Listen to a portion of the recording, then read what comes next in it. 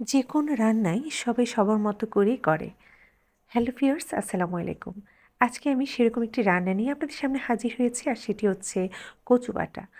আর এই কচু বাটাটা আমি যেভাবে রান্না করি সেটাই আপনাদের সাথে শেয়ার করছি। হয়তো কারোর সাথে মিলতেও পারে, আবার কারোর সাথে নাও মিলতে পারে। তবে এভাবে করে দেখতে পারেন, ভালোই লাগবে। তো এজন্য আমি একটি পানি কচুর কাঠের অর্ধেকটা অংশ নিয়ে নিচ্ছি, আর এটিকে খোসা ছাড়িয়ে নিচ্ছি। খোসা ছাড়ানোর পর এটিকে আমি এই অবস্থাতে আগে খুব ভালো করে ধুয়ে নিয়েছি। ধুয়ে এবার 4টি টুকরো করে নিচ্ছি, যাতে আমার গ্রেট করতে সুবিধা হয়। তো আমি এখন একটি গ্রেটার দিয়ে পুরো কচুর অংশটাকে আমি গ্রেট করে নিচ্ছি। গ্রেট করে নেওয়ার পর এখন আমি এতে দিয়ে দেবো লেবু। তো আমি একটি লেবুর এক সাইডে একটু অংশ কেটে নিচ্ছি, আর সেটি পুরোটাই চিপে আমি যে গ্রেট করা কচুটা আছে সেখানে দিয়ে দিচ্ছি। আর সাথে দিয়ে দিচ্ছি 1 চা চামচ পরিমাণ লবণ। এখন এই লবণ, লেবু কচুর সাথে খুব ভালো করে মিশিয়ে নিচ্ছি। মিশিয়ে নিয়ে এটিকে আমি 10 মিনিটের জন্য একটি সাইডে রেখে দিচ্ছি। 10 মিনিট পর আমি কচু থেকে যে পানিটা বের হয়েছিল সেটি ফেলে দিয়েছি। তারপর এটিকে নিয়ে নিচ্ছি।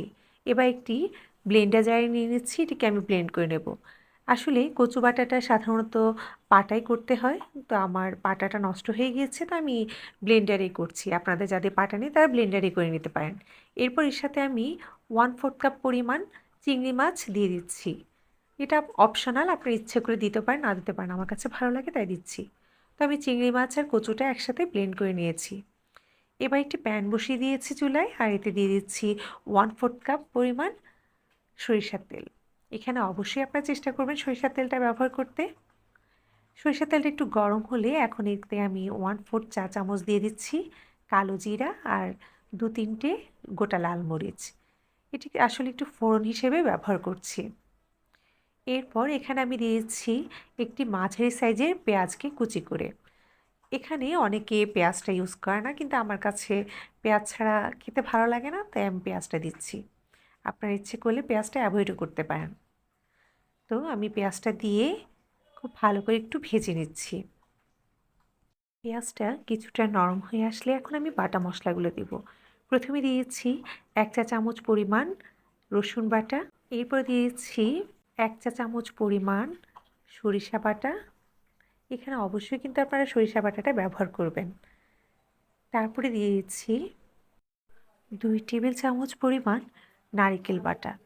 আসলে কচু তরকারিতে নারকেলটা আমরা আসলে না দিয়ে পারি না। এটা কচু তরকারির স্বাদটা অনেক গুণেই বাড়িয়ে দেয়। এরপর দিয়েছি 1 চা চামচ পরিমাণ পোস্ত বাটা।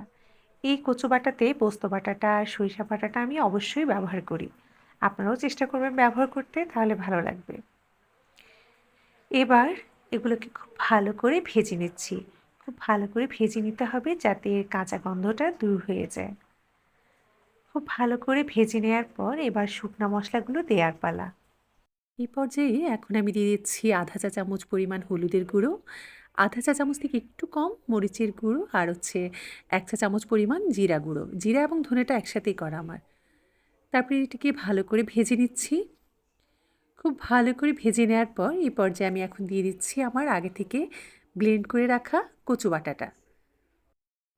কচু বাটাটা দিয়ে এবার খুব ভালো করে ভেজে নিতে হবে। এখন শুধু কিন্তু ভেজে নেওয়ারই পালা। প্রায় আমি 10-15 মিনিট ধরে কচুটাকে ভেজে নিয়েছি। ভাজতে ভাজতে যখন কচু বাটাটার কালারটা চেঞ্জ হয়ে আসবে আর প্যানের গাটা ছেড়ে আসবে, তখনই বুঝতে হবে আমাদের কচু বাটাটা রেডি। এই পর্যায়ে এখন আমি এতে দিয়ে দিচ্ছি কাঁচামরিচ, আর এখানে আমি আস্ত 3-4টে কাঁচামরিচ দিয়ে দিচ্ছি। কাঁচামরিচ দিয়ে আবার একটু নেড়ে দিচ্ছি। নেড়ে দেওয়ার পর এই পর্যায়ে এখন আমি দিয়েছি ধনেপাতা। এখানে আপনারা আপনাদের ইচ্ছে অনুযায়ী ধনেপাতা কুচিটাই ব্যবহার করতে পারেন। তো আমি ধনেপাতা কুচিটা দিয়ে খুব ভালো করে নেড়ে নিচ্ছি। আর নেড়ে দিলেই কিন্তু হয়ে গেল অনেক মজার একটি খাবার, সেটা হচ্ছে কচু বাটা। ও হ্যাঁ, আর একদম শেষে দিয়ে দিচ্ছি 1 টেবিল চামচ পরিমাণ সরিষার তেল। এই কচু বাটায় অবশ্যই কিন্তু শেষে দিয়ে সরিষার তেলটা ব্যবহার করবেন, তাহলে অনেক সুন্দর একটি ফ্লেভার আসবে। তো আমার রান্নাটা কিন্তু কমপ্লিট। আশা করি রেসিপিটি আপনাদের ভালো লেগেছে। তা আমি এবার পরিবেশন করে ফেললাম আমার মতো করে সাজিয়ে। আপনারা আপনাদের ইচ্ছে মতো সাজিয়ে পরিবেশন করতে পারেন, আর এটি খেতে পারেন গরম ভাতের সাথে কিংবা পান্তা ভাতের সাথে। তো রেসিপিটি যদি ভালো লেগে থাকে লাইক কমেন্ট করে অবশ্যই পাশে থাকবেন। আর সবাই ভালো থাকবেন, সুস্থ থাকবেন। আল্লাহ হাফিজ।